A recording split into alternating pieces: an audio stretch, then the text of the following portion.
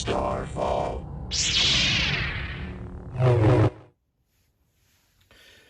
Hey guys, Nick here with Starfall Sabers. I know it's been a while since I posted a video.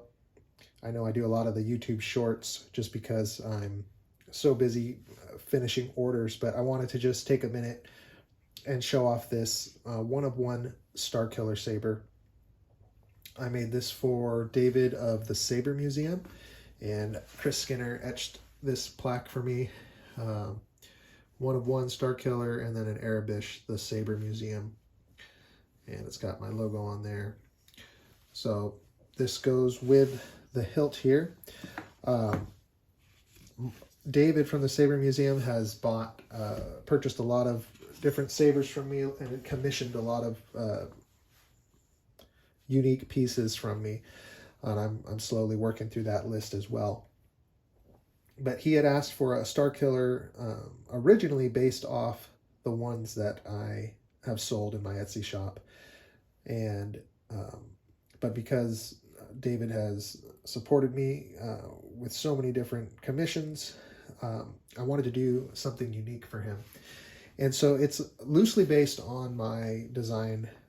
Usually that has like the copper plated steel here, the copper rails, usually has copper up at the emitter. But I wanted to do a nearly completely scratch build. So a lot of times I source parts from either different Saber companies' discarded pieces, or just stuff that I find at thrift stores or hardware stores. Just found parts that I like to heavily modify and then incorporate into scratch built pieces that I make on I have 2 lathes and a mill.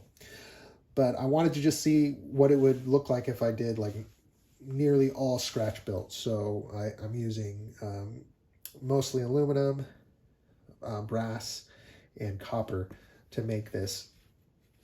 There's only a few things that aren't scratch made. So like these pins from the custom Saber shop, these Graflex pins that screw in, all the fasteners that I used. And there are a couple other greeblies, which I'll show you.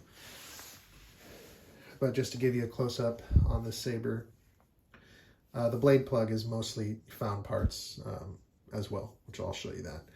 But bunny ears milled on my mill, the Graflex shroud completely cut out of raw stock. I did knurling on this emitter ring, as well as on the pommel here, which turned out really cool. This also was, excuse me, just an insert, I think from the custom Saber shop that I had laying around, that it just fit this pommel really well, so I decided to go ahead and use that. These are aluminum rails that I cut down, brass inserts that I made, cut and adhered. Made this control box out of raw stock. Same thing with this chamber, brass and copper rods that I used, that I turned down on my lathe. And there, inside this chamber, the only found parts are that metal mesh in the back, that brass metal mesh. I didn't make that. It's just something that I had laying around the shop that I cut down. And then this brass nut at the top was another thing that was laying around.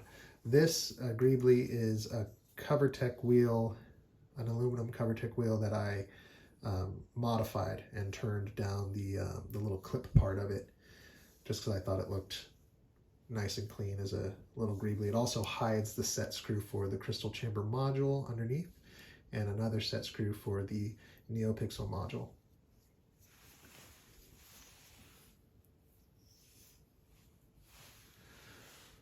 All right, so I'll show you the rear chamber.